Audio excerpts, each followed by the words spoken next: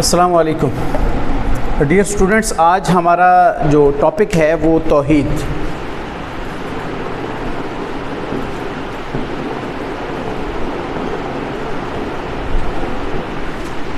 توحید باری تعالی۔ سب سے پہلے تو یہ دیکھنا ہے کہ توحید کا مطلب کیا ہے، اسلام میں اس کی کیا اہمیت ہے اور کس شعبہ میں اس کو کاؤنٹ کیا جاتا ہے۔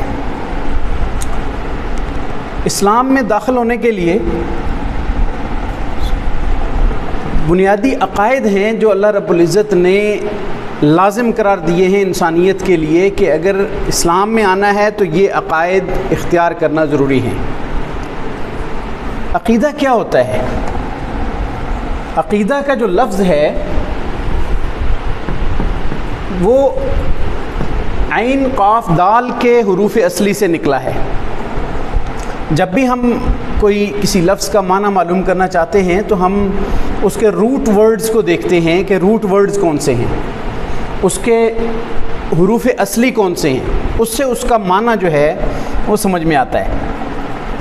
تو عقد سے عقیدہ نکلا، اس کا مطلب ہے مضبوط باندھی ہوئی چیز، گرا، مضبوطی سے باندھی ہوئی چیز کو عقد کہتے ہیں۔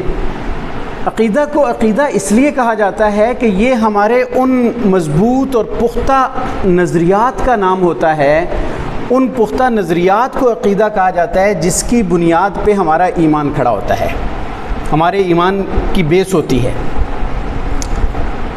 اسلام میں داخل ہونے کے لیے جو بنیادی عقائد بیان کیے گئے اور جو بنیادی عقائد مینشن کیے گئے اور ریکمینڈ کیے گئے، ان میں سے سب سے پہلے نمبر پر توحید ہے۔ اور عقائد کی مثال بیج کی سی ہے، اگر عقیدہ پختہ ہوگا تو اوپر ایک اچھا تناور درخت بنے گا، اس کی اچھی شاخیں پھلیں گی پھولیں گی، اور اگر بیج ہی کمزور ہے یا اس کا بیماری زدہ ہے اور وہ مضبوط نہیں ہے تو اس کے اوپر ایک اچھا اور صحت مند درخت وجود میں نہیں آ سکتا۔ سب سے پہلے نمبر پہ اسلام میں داخل ہونے کے لیے جو دو گواہیاں جنہیں شہادتین کہا جاتا ہے،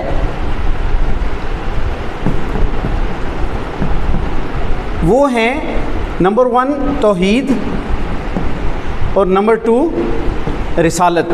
بنیادی طور پہ یہ دو گواہیاں دینے کے بعد آدمی اسلام میں داخل ہو جاتا ہے۔ اشہد ان لا الہ الا اللہ و اشہد ان محمدً عبدہ و رسولہ، یہ دو گواہیاں ہیں جو انسان جب دیتا ہے تو وہ اسلام کے دائرہ میں داخل ہو جاتا ہے۔ ہم نے فرسٹ جو ہماری شہادت ہے، پہلی گواہی ہے توحید، یہ اسلامی عقائد میں پہلے نمبر پہ عقیدہ ہے۔ جب ان دو عقائد کا اعتراف اور اقرار بندہ کر لیتا ہے تو اس کے بعد دیگر کچھ عقائد ہیں جو آپ صلی اللہ علیہ وسلم نے مینشن کیے، قرآن مجید میں ان کا ذکر ہے، پھر ان کا اقرار بھی لازم ہو جاتا ہے۔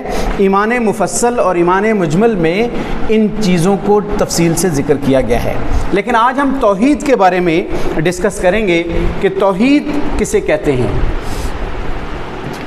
توحید کا جو روٹ ورڈ ہے وہ واو، ہا اور دال ہے۔ روٹ ورڈ عربک کی جو لغت ہوتی ہے اس میں سے میننگ آپ کو سرچ کرنے میں معاون ہوتا ہے، آپ کو پتہ چلتا ہے کہ یہ لفظ کس مادہ سے بنا ہے۔ تو واو ہا دال کا مطلب، اس کا جو میننگ ہے وہ یکتا ہونا، اکیلا ہونا، واحد ہونا، یہ قرار دیا جاتا ہے۔ یہ تو اس کا لغوی مطلب ہے۔ لغت کے اندر آپ اس کو واو ہا دال کے مادہ سے تلاش کریں گے تو اس سے مراد ہوگا کہ اکیلا ہونا، یکتا ہونا، واحد ہونا۔ لیکن اصطلاحی مطلب جو ہم کسی چیز کو سمجھنے کے لیے اس کی ڈیفینیشن ہوتی ہے، اس کا جو لٹرل میننگ ہوتا ہے، اس پہ جب ہم غور کرتے ہیں تو ہمیں پتہ چلتا ہے کہ توحید سے مراد اللہ تعالیٰ کو اس کی ذات میں، اس کی صفات میں اور اس کی عبادات میں اکیلا اور وحدہ لا شریک ماننا توحید کہلاتا ہے۔ میرے ساتھ ریپیٹ کیجئے، اللہ تعالیٰ کو اس کی ذات میں، اس کی صفات میں اور اس کی عبادات میں اکیلا ماننا توحید کہلاتا ہے۔ آسان سا معنی ہے، جب آپ اس کو ایلیبوریٹ کریں گے تو یہ اور زیادہ آپ کے لیے کھل کے سامنے آئے گا کہ اس کا مطلب کیا ہے۔ تو اس اعتبار سے جب ہم نے ڈیفینیشن کے اندر یہ بات کی تو ہمیں توحید کی 3 اقسام بھی میسر آ گئیں اسی ڈیفینیشن کے اندر سے۔ جب ہم نے توحید کا میننگ بیان کر لیا تو اب توحید کی اقسام پر بات کریں گے۔ نمبر 1 ہے توحید فی الذات، کہ اللہ تعالیٰ اپنی ذات میں اکیلا ہے، وہ اس کی جو ذات ہے وحدہ لا شریک ہے، وہ ایک ہے، کوئی دوسرا نہیں ہے اس سے، اس کا کوئی جز نہیں، اس کا کوئی پارٹ نہیں، اس کی کوئی اولاد نہیں، تعداد میں بھی اکیلا اور یکتا ہے، اور اس کے اجزاء بھی نہیں ہیں، اس کے آگے کوئی حصہ نہیں ہے، اس کے کوئی جسم کا ٹکڑا علیحدہ ہو کے نہیں آیا کہیں سے۔ وہ اکیلا رب ہے جو کہ ہمارا عبادت کے لائق ہے، جو ہمارا معبود ہے، جو ہمارا الہ ہے۔ اس کو توحید فی الذات کہتے ہیں۔ دیگر مذاہب نے بہت سے خداؤں کی پوجا کا اعلان کر رکھا ہے، کچھ پہلے کرتے رہے، کچھ آج کرتے ہیں۔ جیسے مجوسیت کے اندر 2 خدا مانے جاتے ہیں، کہتے ہیں نیکی کا خدا ایک ہے اور بدی کا خدا دوسرا ہے۔ نیکی کے خدا کو یزداں کہیں گے اور بدی کے خدا کو اہرمن کہتے ہیں۔ یہ ان کا عقیدہ ثنویت کہلاتا ہے، 2 خداؤں کا عقیدہ۔ عیسائیوں نے تثلیث کا عقیدہ گھڑ لیا اور اس میں انہوں نے اقانیم ثلاثہ 3 معبود اپنے قرار دے لیے، ایک عیسیٰ علیہ السلام، مریم علیہ السلام یا روح القدس، یا پھر عیسیٰ علیہ السلام، مریم علیہ السلام اور اللہ تعالیٰ۔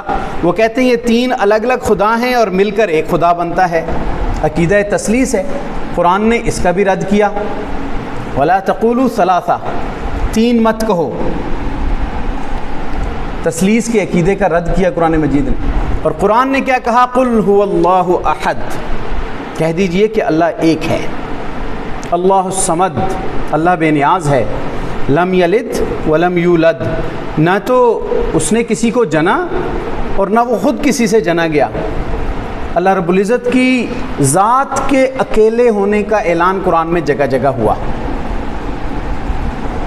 اسی طرح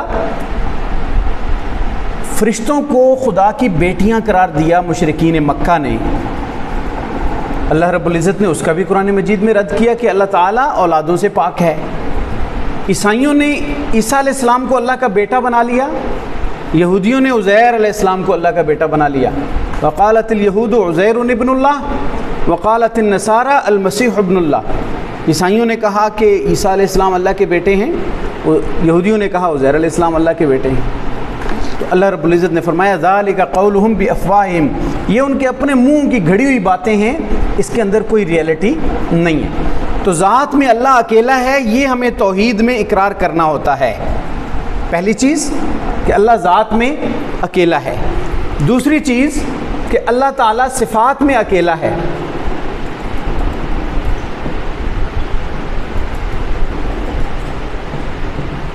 توحید فی الصفات، صفات میں اللہ تعالیٰ اکیلا ہے، کہ اللہ کے ساتھ اس کی صفات میں بھی کوئی شریک نہیں ہے۔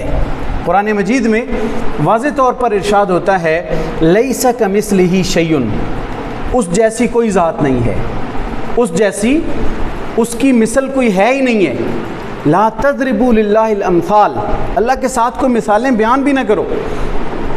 اللہ تعالیٰ کی صفات یکتا ہیں، اسی ہی کی ہیں وہ صفات۔ ان صفات کے اندر دیگر بھی بہت ساری صفات ہیں، لیکن ان میں سے 2 بنیادی صفات ہیں جو کسی الہ کی ہو سکتی ہیں، وہ دو بنیادی صفات کون سی ہیں؟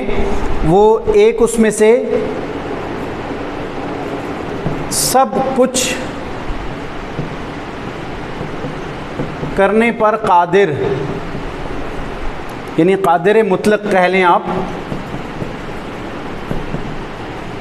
پہلی صفت، اور دوسری صفت سب کچھ جاننے والا۔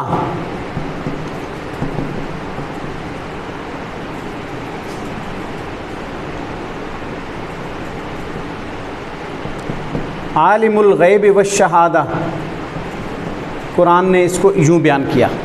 یہ دو صفات ایسی ہیں جو قرآن مجید کا اگر مطالعہ کریں تو ہمیں پتہ چلتا ہے کہ قرآن مجید میں جگہ جگہ اللہ تعالیٰ کی جہاں پہ قدرتوں کا ذکر ہے تو یہ دو صفات بنیادی طور پہ اس میں ذکر کی جاتی ہیں کہ بغیر اسباب کے اللہ تعالیٰ سب کچھ کر سکنے پر قادر ہے۔ اس کی قدرت سے کوئی چیز باہر نہیں ہے۔ جب وہ ارادہ کرتا ہے کہ میں کوئی کام کرنا چاہتا ہوں تو وہ کن کہتا ہے فیکون، وہ چیز ہو جاتی ہے۔ اللہ رب العزت ان اللہ علی کل شیء قدیر کا لفظ آپ کو جگہ جگہ ملتا ہے۔ اس میں ساری چیزیں آ جاتی ہیں۔ آسمان و زمین کو پیدا کرنے والا وہ ہے، انسان کی تخلیق کو پیدا کرنے والا وہ ہے، وہ ہر چیز کے ہر وقت ہر لمحہ اس کو کسی بھی انداز میں تبدیل کرنا، پیدا کرنا، اس کی کریشن، اس کی پرورش، یہ ساری چیزیں علی کل شیء قدیر میں آتی ہیں۔ تو یہ ایک صفت، پرشین میں اس کے لیے لفظ یوز ہوتا ہے ہما کن ہونا۔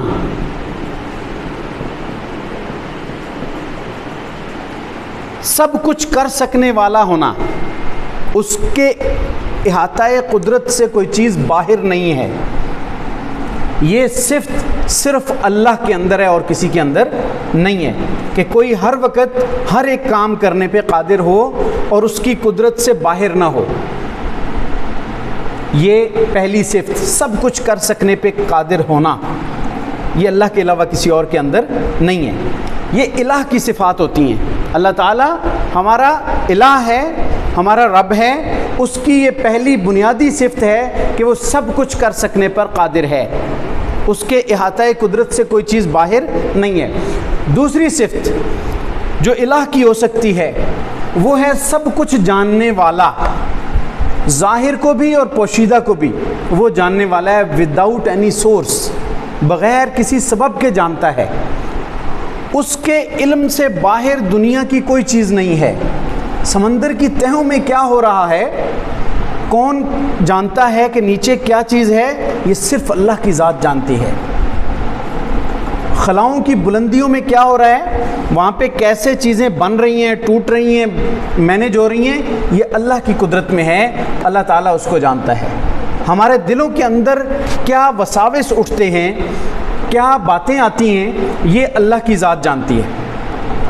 یہ صفت اللہ کے علاوہ کائنات کے اندر کسی کے اندر نہیں ہے کہ جو دنیا کی ہر چیز کو، ہر بات کو، ہر پہلو کو بغیر کسی سبب کے، بغیر کسی سورس کے جانے۔ وہ عالم الغیب والشہادہ صرف ایک اللہ کی ذات ہے۔ پرشین میں اس کے لیے ٹرمینالوجی یوز ہوتی ہے ہمادان ہونا، کہ سب کچھ جاننے والا ہونا۔ اچھا، اب یاد رکھیے کہ یہ جو دو صفات ہیں یہ الہ کی صفات ہیں۔ ہم آگے جب توحید فی العبادات پہ جائیں گے تھوڑا سا اس کو، انہی صفات کو ہم وہاں پہ ڈسکس کریں گے۔ یہ دو صفات اگر کسی کے اندر ہیں تو وہ الہ ہے، معبود ہے۔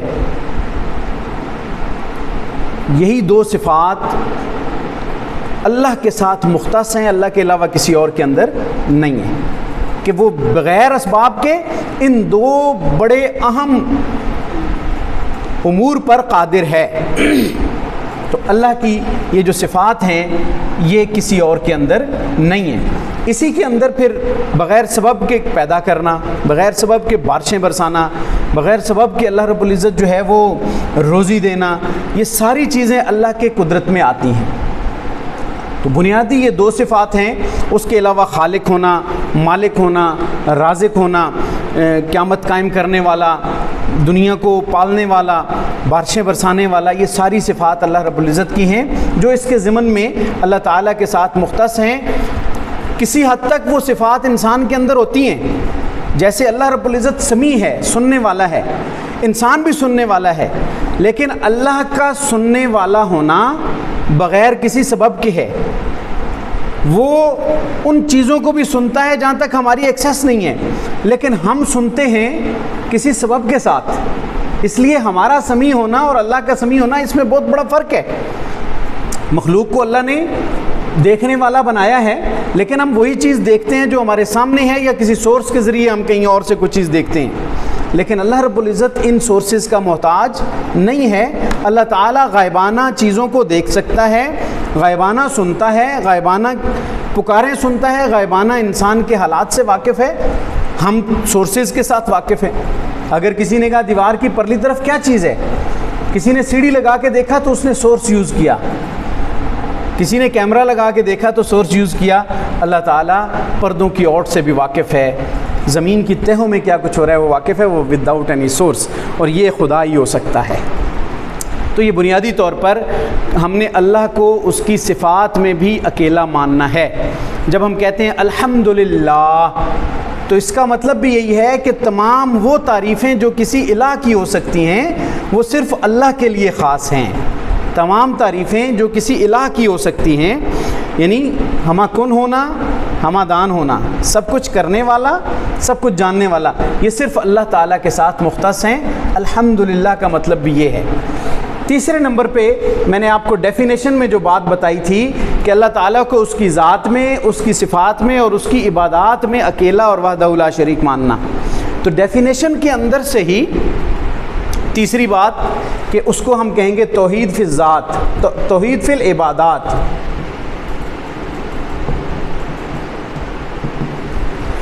توحید فی العبادات کا کیا مطلب ہے؟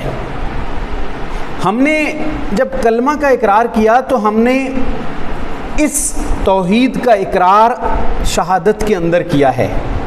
ہم گواہی دیتے ہیں اشہد اللہ الہ الا اللہ، میں گواہی دیتا ہوں کہ اللہ کے سوا کوئی معبود نہیں ہے، یعنی عبادت کے لائق نہیں ہے۔ تو اس کا مطلب ہے کہ ہم نے یہ کہا کہ عبادت اکیلے اللہ کی ہوگی، عبادت اکیلے اللہ کی ہوگی، یہ ہے توحید فی العبادات۔ توحید فی العبادات، عبادت کہتے کس کو ہیں؟ ہم کہہ تو دیتے ہیں کہ عبادت اللہ کی کرنی ہے، لیکن ہم عبادت کا مفہوم چونکہ عربی نہیں نہ جانتے صحیح طرح، اس لیے ہمیں عبادت کا صحیح مفہوم بھی پتہ نہیں ہے۔ عبادت کہتے ہیں کہ کسی ہستی کو اپنے نفع نقصان کا مالک سمجھ کر اس کی بارگاہ میں انتہائی تذلل اور عاجزی اور انکساری اور تعظیم بجا لانا، یہ عبادت کہلاتا ہے۔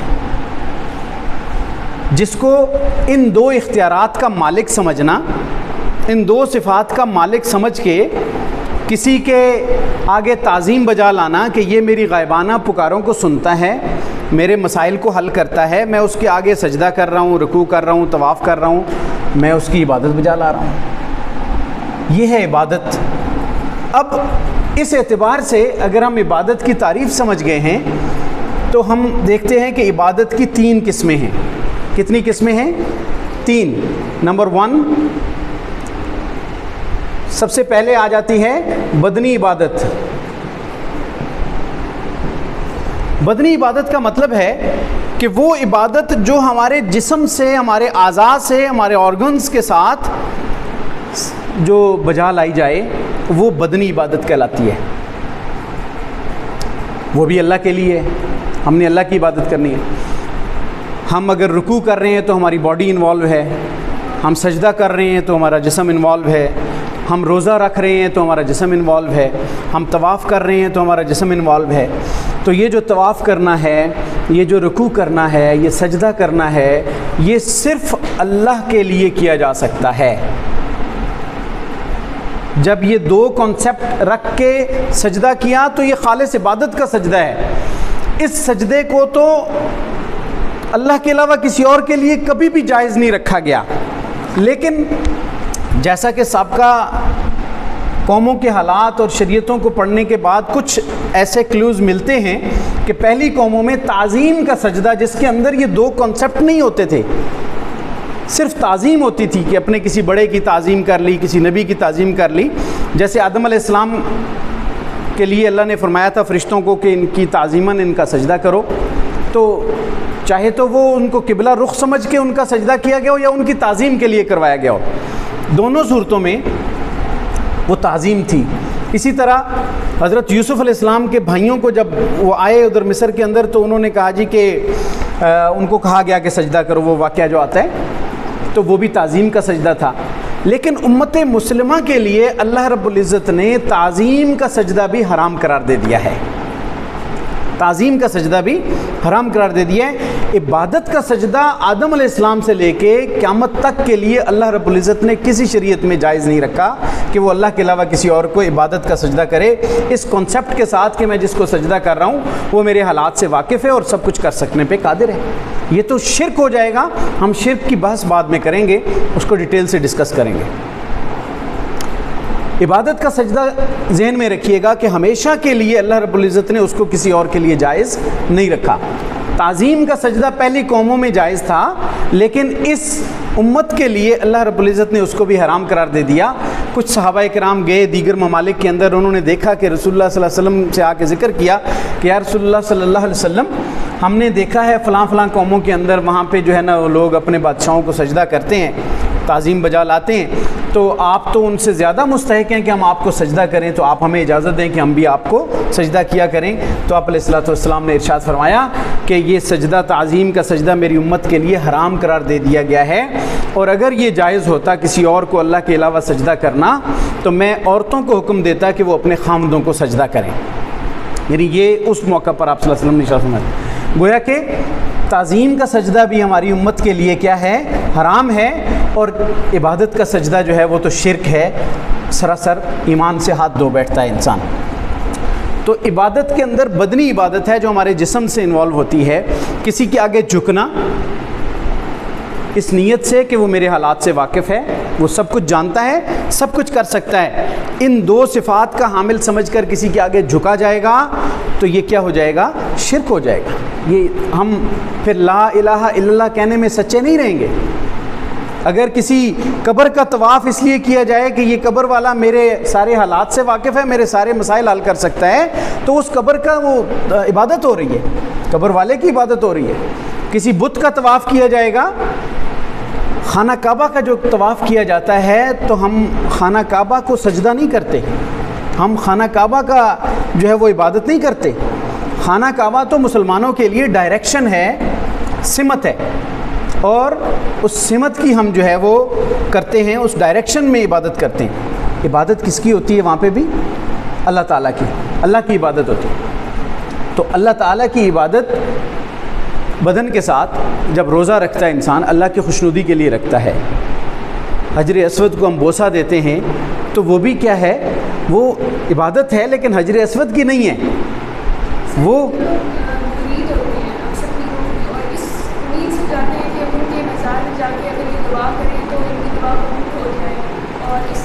تو دعا کس سے کرنی ہے؟ وہ ہم آگے آ رہے ہیں، اگلی قسم ہے عبادت کی، وہ ذرا اس کو سمجھیں گے تو آپ کا یہ کانسیپٹ کلیئر ہو جائے گا.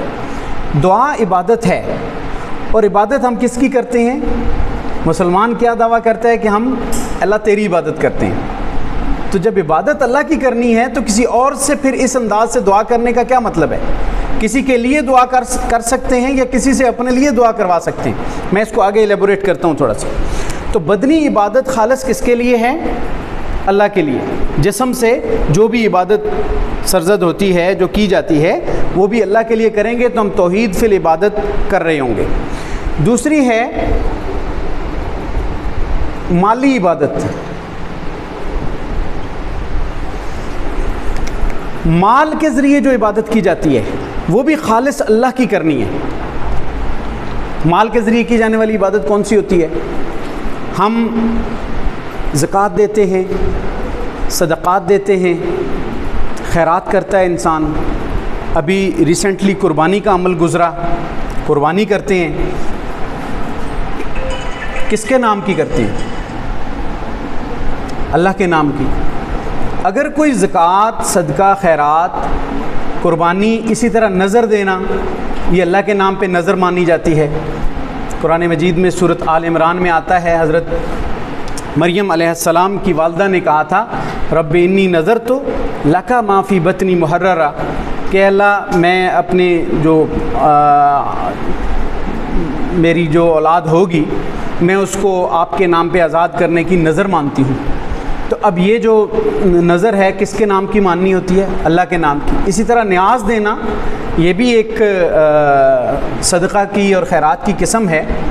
یہ اللہ کے نام پہ جو مال دیا جاتا ہے اس کو نیاز کہتے ہیں۔ تو نیاز کس کے نام کی دینی ہے؟ اللہ کے نام کی۔ یہ ساری مالی عبادات ہیں۔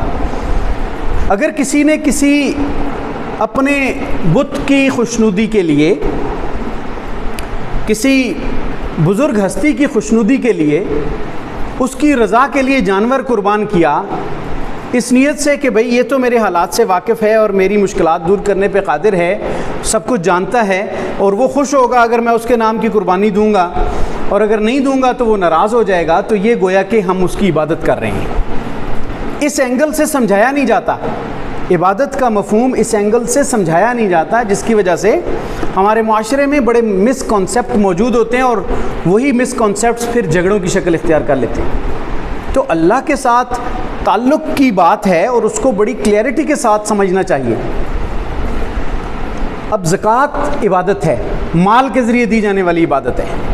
مال دیا یہ کوئی معمولی چیز نہیں ہے، یہ عبادت ہو رہی ہے۔ ہم نے کسی کو تھوڑے سے پیسے دے دیے، کوئی کھجور دے دی، کوئی کھانا دے دیا، یہ مالی عبادت ہو رہی ہے، یہ کوئی چھوٹی سی چیز نہیں ہے۔ گھر میں آئے ہوئے فقیر کو پیسے دینا یہ کوئی معمولی چیز نہیں، عبادت ہے۔ جیسے بدنی عبادت ہے ایسے مالی عبادت ہے۔ صدقہ دیا، خیرات دی، فطرانہ ہم دیتے ہیں، یہ اللہ کی رضا کے لیے۔ مالی عبادت میں یہ مقصود ہوتا ہے کہ میں یہ مال اللہ کی خوشنودی کے لیے خرچ کر رہا ہوں، اور اللہ کو تو دے بھی نہیں رہا، اللہ کے حکم کے مطابق اپنے ہی بھائی بندوں کو، اپنے معاشرے کے لوگوں کو دے رہا ہوں، تاکہ معاشرے کے اندر سے محرومیاں ختم ہوں، لوگوں کی ہیلپ ہو۔ تقریباً ہر عبادت اللہ نے انسانوں کو آپس میں تعلقات استوار کرنے کے لیے ان پہ لاگو کی ہے۔ اللہ کو کسی عبادت سے کچھ بھی نہیں پہنچتا اس طرح کہ بھئی اللہ تعالیٰ کو جو ہے وہ فائدہ پہنچ رہا ہو۔ فائدہ ہمارے معاشرے کا ہے، ہمیں معاشرتی فوائد ہیں۔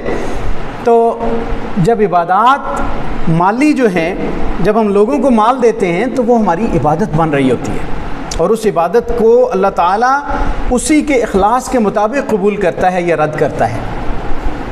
وہی عبادت، مالی عبادت اخلاص کے ساتھ کی جائے کہ اللہ تعالیٰ ہمارے حالات سے واقف ہے، ہمارے سب مشکلات دور کرنے پہ قادر ہے، تو ہم اللہ کے راستے میں مال دے رہے ہیں اللہ کی رضا کے لیے، بغیر کسی ریاکاری کے، تصنع اور بناوٹ کے وہ دیتا ہے تو اللہ تعالیٰ قبول فرماتا ہے۔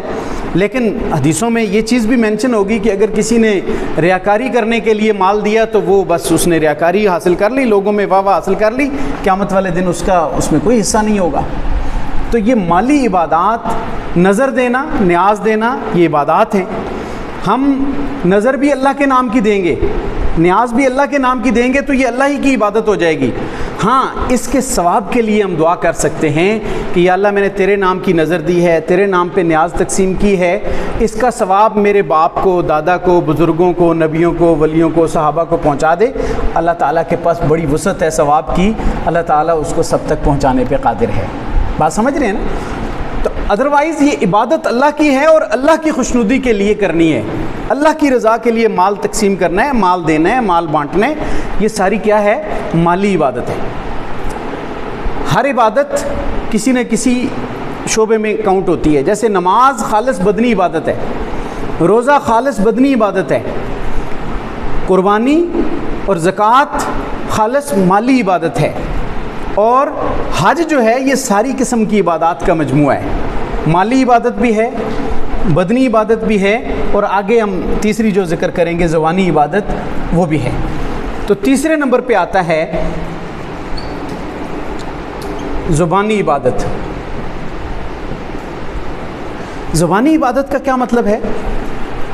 اگرچہ اس میں بھی ہمارا بدن انوالو ہے، لیکن اس میں انسان کے خیالات تک شامل ہیں، اس لیے اس کو علیحدہ سے کاؤنٹ کیا گیا ہے کہ ہماری زبان سے صادر ہونے والی کوئی بات وہ عبادت ہے. جیسے ہم ذکر کرتے ہیں وہ عبادت ہے, تلاوت کرتے ہیں وہ عبادت ہے, درود پاک پڑھتے ہیں یہ عبادت ہے, کیونکہ درود پاک میں بھی اللہ تعالیٰ سے دعا کی جاتی ہے کہ یا اللہ تو ہمارے نبی صلی اللہ علیہ وسلم پر رحمتیں, برکتیں اور سلامتیاں نازل فرما, وہ بھی ہم دعا کرتے ہیں. زبانی عبادت کے اندر کلمات, دعائیں, تلاوت, اذکار, یہ سب چیزیں شامل ہیں. ہمارے دل کے اندر سے جو اٹھتی ہے وہ بھی ہم جب اللہ کو پکارتے ہیں تو وہ اللہ کی عبادت بن رہی ہوتی ہے. اب اس میں یہ دیکھیے کہ انبیاء علیہ السلام کی دعائیں قرآن مجید میں ملتی ہیں. جب بھی کوئی معاملہ ہوتا تھا انبیاء علیہ السلام اللہ تعالیٰ سے رجوع کرتے تھے. خود نبی پاک صلی اللہ علیہ وسلم کی دعائیں موجود ہیں. ہمارے لیے رسول اللہ صلی اللہ علیہ وسلم کی زندگی میں بہترین نمونہ ہے. جب مشکل وقت آتا تھا آپ صلی اللہ علیہ وسلم اللہ سے رجوع کرتے تھے. ہمیں بھی یہی نمونہ عطا کیا گیا کہ آپ پر بھی جب مشکل وقت آئے تو آپ نے اللہ سے رجوع کرنا ہے, دعا کرنی ہے. تو اس اعتبار سے دعا کو عبادت کا مغز اور نچوڑ کہا گیا ہے. حدیث میں آتا ہے الدعاء مخ العبادہ, دعا عبادت کا مغز اور نچوڑ ہے. اور ایک حدیث میں تو یوں آتا ہے کہ الدعاء هو العبادہ, کہ دعا ہی اصل عبادت ہے, اصل عبادت ہے ہی دعا, پکارنا. یہ ایک حدیث میں آتا ہے. قرآن مجید میں بے شمار مقامات پر یہ حقیقت سمجھائی گئی ہے کہ جو پکارنا ہے نا یہ عبادت ہے. سورۃ فاتحہ میں آپ پڑھتے ہیں ایاک نعبد و ایاک نستعین, اے اللہ ہم تیری ہی عبادت کرتے ہیں اور تجھ ہی سے مدد مانگتے ہیں. اب تیری ہی عبادت کرتے میں بات ساری کلیئر ہو گئی تھی نا. ساری قسم کی عبادات, قرآن تو بڑی فصاحت اور بلاغت والی کتاب ہے, جامع کتاب ہے, اس کے اندر کوئی چیز اضافی تو ذکر نہیں ہوتی. اس عبادت کو عبادت کا مغز اور نچوڑ جس حدیث میں کہا گیا ہے اس کے مطابق جو مغز اور نچوڑ تھا اس کو دوبارہ ذکر کیا. وَإِيَّاكَ نَسْتَعِينُ یعنی تجھ ہی سے مدد مانگتے ہیں. مدد مانگنا عبادت کا جو زبانی عبادت تھی اور عبادت کا ٹاپ لیول ہے, سب سے بڑا لیول ہے مدد مانگنا, پکارنا. تو اس لیے اس کو الگ سے ذکر کر دیا ایاک نستعین کے اندر. تو گویا کہ ہم اللہ تعالیٰ کے سامنے اعلان کرتے ہیں اللہ ہر قسم کی عبادت تیری کرتے ہیں, خصوصاً پکارنے والی عبادت صرف تیری کرتے ہیں, کیونکہ پردے کی اوٹ سے, بغیر سبب کے, دور و نزدیک سے پکاروں کو سننے والی ذات صرف ایک اللہ کی ہے. اور کوئی ہستی کوئی قریب سے سن سکتی ہے کوئی بات ہمارے سامنے جس کو پتہ ہے, یا کسی تک لاؤڈ سپیکر پہنچا ہوا ہے, یا مائک پہنچا ہوا ہے, یا کوئی آج کل کی جدید آلات کا سورس پہنچا ہوا ہے تو وہ بات سنے گا. ادروائز ہم یہاں گفتگو کر رہے ہیں, وہاں پہ کوئی بھی نہیں سن رہا. انبیاء علیہ السلام کو اللہ تعالیٰ غائبانہ کوئی بات سناتا تھا تو سورس کے ذریعے, اور وہ سورس تھا وہی والا سورس. جبرائیل علیہ السلام آتے تھے, وہ دل میں القاء کر دیتے تھے, یا وہی کی جو مختلف صورتیں, ان صورتوں کے تحت انسان کو, آپ صلی اللہ علیہ وسلم کو وہ بات پہنچ جاتی تھی انبیاء علیہ السلام. اسی لیے اسی طرح اولیاء کرام کو اگر کوئی چیز اس طریقے سے القاء ہوتی ہے تو وہ بھی اللہ کی طرف سے ایک سورس ہوتا ہے القاء کا, یا اس کو الہام کہہ لیتے ہیں, یا اس کو جو ہے وہ کرامت کہہ دیا جاتا ہے. وہ ان کے اپنے اختیار میں نہیں ہوتی, وہ اللہ تعالیٰ کی طرف سے, جیسے معجزہ اور کرامت اللہ کی طرف سے کسی بندے کے ہاتھ پہ ظاہر ہو جاتی ہے تو وہ اس کے اپنے اختیار میں نہیں ہوتی, جو خارق عادت ہوتی ہے, عادت سے ہٹ کے ہوتی ہے اور سورسز کے علاوہ ہوتی ہے, اور وہ روٹین میں نہیں ہوتی, وہ کبھی کبھار اللہ تعالیٰ کی طرف سے کوئی چیز ہو جاتی ہے, وہ ان کے اپنے قدرت میں نہیں ہوتی. اللہ تعالیٰ انبیاء علیہ السلام کو معجزات خود عطا کرتا ہے. جس نبی نے بھی معجزے کا اظہار کیا تو اس نے یہ کہہ کے کیا, جیسے حضرت عیسیٰ علیہ السلام کے معجزات کا ذکر ہے تو وہاں پہ آتا ہے کہ وہ پرندے کو پکڑ فیکون طیرا باذن اللہ, وہ اللہ کے حکم سے پرندہ بن جاتا تھا. اللہ کے حکم کا لفظ, اللہ کے اذن کا لفظ استعمال ہوتا ہے, اور اللہ ہی نے وہ معجزات عطا کیے ہوتے ہیں.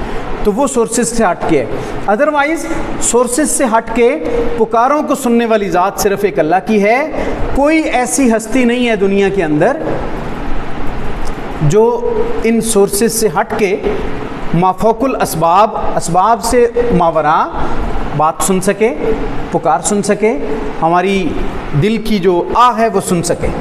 اس لیے جو زبانی عبادت ہے اس کا مطلب ہے کہ انسان جب اس پہ کوئی مشکل آتی ہے تو وہ اپنی مشکلات کو دور کرنے پر قادر سمجھ کر اور اپنی حاجات کو اور پکاروں کو سننے والا سمجھ کر جس ہستی کو وہ پکار رہا ہوتا ہے وہ اس ہستی کی عبادت کر رہا ہوتا ہے۔ جب یہ کانسیپٹ کلیئر ہوگا کہ یہ دو صفتیں ایسی ہستی جس کا نام اللہ ہے اس کے علاوہ کسی کے اندر نہیں ہیں، تو پھر انسان جب مشکل وقت آئے گا تو مدد کے لیے، حاجت طلب کرنے کے لیے صرف اس ہستی کو پکارے گا جس کے اندر یہ دو صفات مکمل طور پر موجود ہیں، اور وہ ہستی صرف اللہ ہے۔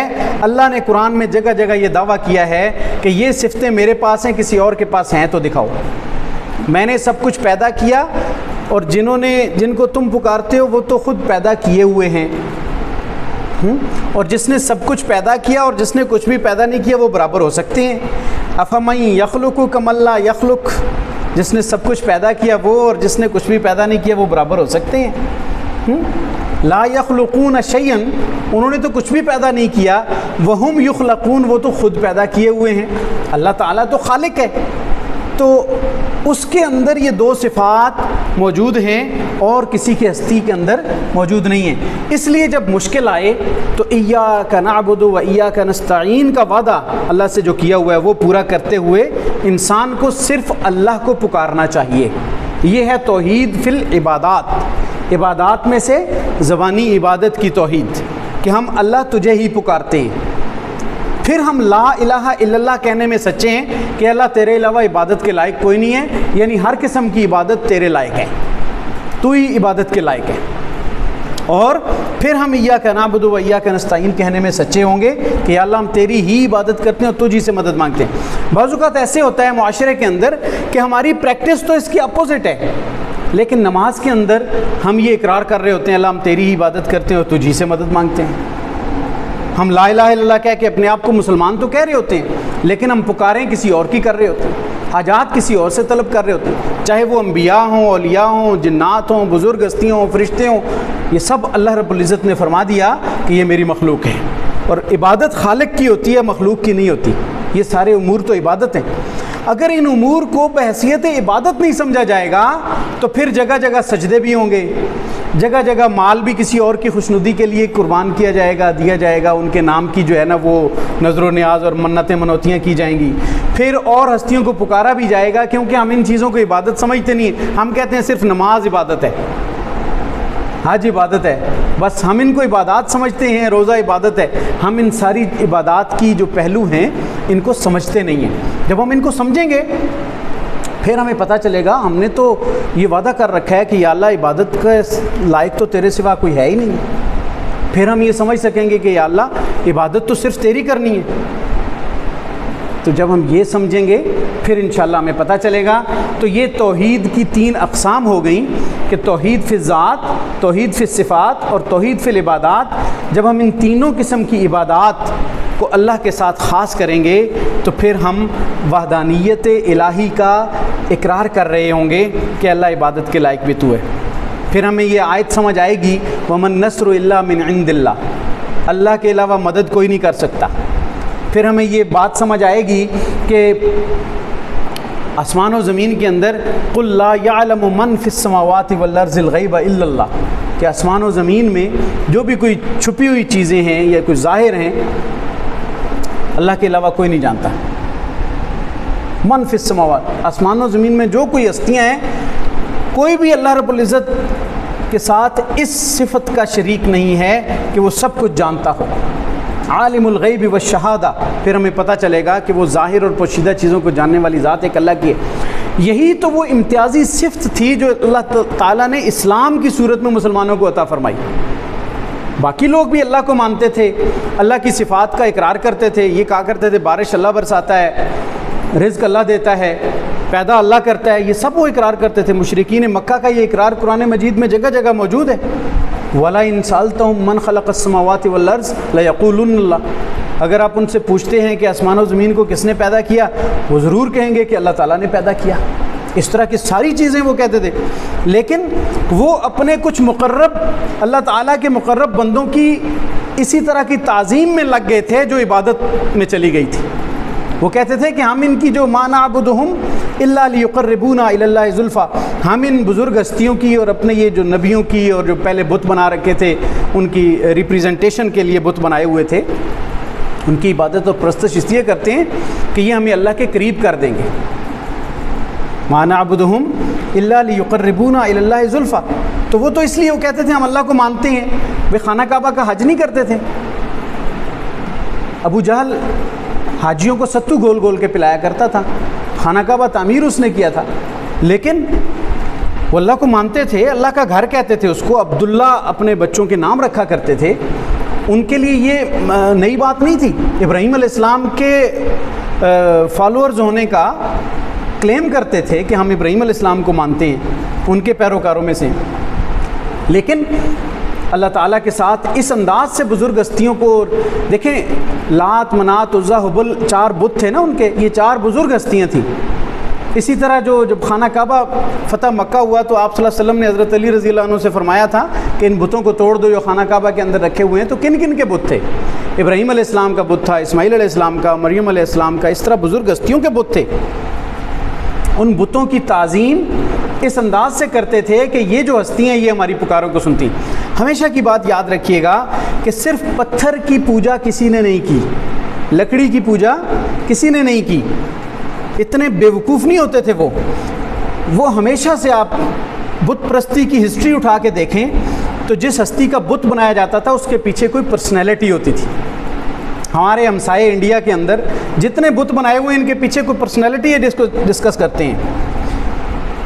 حضرت نوح علیہ السلام کی قوم کے اندر 5 بت مشہور تھے، ود، سوا، یغوث، یعوق، نصر۔ یہ 5 بزرگ تھے جو فوت ہو گئے تھے اور شیطان نے ان کی پوجا پہ لگا دیا۔ بخاری شریف میں پوری ایک روایت ہے، تفصیل سے اس کا واقعہ اس میں ذکر ہوتا ہے۔ ان کی تعظیم اور ان سے مانگنے اور ان کو پکارنے پہ لگا دیا تو یہ شرک ہو گیا۔ اللہ نے نوح علیہ السلام کو بھیجا۔ جب بھی کسی نے کسی بت کو پکارا ہے تو اس کے پیچھے اس ہستی کو پکارا ہے۔ جیسے آج بھی آپ کرسچنس کو دیکھیں، وہ حضرت مریم علیہ السلام کا بت اور عیسیٰ علیہ السلام کا بت رکھتے ہیں اور پکارتے ہیں ان کو اپنا حاجت روا اور مشکل کشا سمجھ کے پکارتے ہیں۔ ان کے پیچھے کانسیپٹ ہوتا ہے کہ عیسیٰ علیہ السلام ہماری پکاروں کو سن رہے ہیں اور ہم ان کی عبادت کر رہے ہیں، ان کو اپنی حاجات کے لیے ہم بلا رہے ہیں۔ ایسے ہی ابراہیم علیہ السلام کا بت جنہوں نے بنایا ہوا تھا، لات، منات، عزا، حبل، تو پرسنالٹیز تھیں۔ اب وہ بتوں کی شکل میں پرسنالٹیز تھیں۔ اگر کوئی آج ہمارے ہاں چونکہ وہ رواج نہیں ہے، تو اگر کوئی قبر ہے اور اس کے اندر کوئی بزرگ ہستی دفن ہے اور کوئی اس بزرگ ہستی کی پوجا شروع کر دے تو وہ ایکول انہی کے ہو جائے گا نا، اسی چیز کو وہ پروموٹ کرے گا، اسی انداز میں وہ پکارے گا۔ فرق صرف یہ ہے کہ وہ بت بنا لیتے تھے اور یہاں پہ قبر بن جاتی ہے۔ تو یہی اللہ نے ان قوموں کو منع کیا اور امت مسلمہ کے لیے بھی یہی تعلیم دی کہ ان ساری پکاروں اور عبادات کے لائق صرف ایک اللہ کی ذات ہے۔ یہ اللہ کے پیارے نیک بندے اس لیے آتے ہیں کہ ہم ان کو فالو کریں، ان کے اسوہ حسنہ پہ چلیں۔ جیسے نبیوں کی تعلیمات کو ہمارے لیے اسوہ حسنہ قرار دیا، بزرگوں کے نقش قدم پہ چلنے کو ہمیں ریکمینڈ کیا، نیک لوگوں کی تعلیمات کو فالو کرنے کی تعلیم دی، یہ ہے اصل اسلام کا کانسیپٹ۔ اور ان کی پوجا، ان کو پرستش کرنا، ان کو خدائی درجات کے برابر قرار دینا، خدائی صفات کا حامل سمجھنا، اس سے ہمیں منع کیا گیا ہے، تاکہ یہ جو مسلمان ہے یہ توحید کا علمبردار ہے اور توحید کو فالو کرے اور توحید کو اپنی زندگی کا حصہ بنائے، تاکہ اس کے اندر اور دیگر اقوام جو شرک کے اندر مبتلا رہی ہیں اس کے اندر واضح فرق ہو۔ اس کو امت وسط بھی اسی لیے کہا گیا کہ یہ افراط اور تفریط سے بچتی ہے، یہ انتہا درجے پہ نہیں پہنچ جاتی جیسے دیگر اقوام پہنچ گئیں، یا تو کسی کو حد سے بڑھا لیا یا کسی کو حد سے کم کر لیا۔ یہاں پہ جو جس کا مقام ہے وہ اس کو دینے والی امت ہے، امت وسط اس کو کہا جاتا ہے، یہ افراط اور تفریط سے بچنے والی امت ہے۔ تو یہ اس اعتبار سے توحید کا ٹاپک ہمارے لیے امپورٹنٹ ہے کہ ہمارا عقیدہ اور ایمان شروع اس سے ہوتا ہے۔ آغاز اسی سے ہوتا ہے کہ توحید ہمارے ایمان کا حصہ ہے. ہم جب توحید کا اقرار کرتے ہیں تو پھر خالی زبان سے اقرار کرنے کی بجائے وی شوڈ انڈرسٹینڈ اٹ. ہمیں پوری طرح اس کو سمجھنا چاہیے کہ اس کے اندر اس کی تفصیل کیا ہے, اس کے تقاضے کیا ہیں. تو نیکسٹ لیکچر میں انشاءاللہ ہم اس کی جو توحید کے ہمارے انسانی معاشرے پر اثرات ہیں وہ کیا ہیں, اور اس توحید کے تقاضے کیا ہیں کہ ہم اس کے بعد ہمیں معاشرے کے اندر کس انداز سے اپنا رویہ دکھانا ہے, ہم نے بحیثیت مسلمان کیسے بیہیو کرنا ہے, اور اللہ رب العزت کی وحدانیت کے بعد ہم پہ ذمہ داریاں کیا عائد ہوتی ہیں اس کا اقرار کرنے کے بعد انشاءاللہ نیکسٹ لیکچر میں ہم ڈسکس کریں گے. Any question about my lecture آپ پوچھ سکتے ہیں.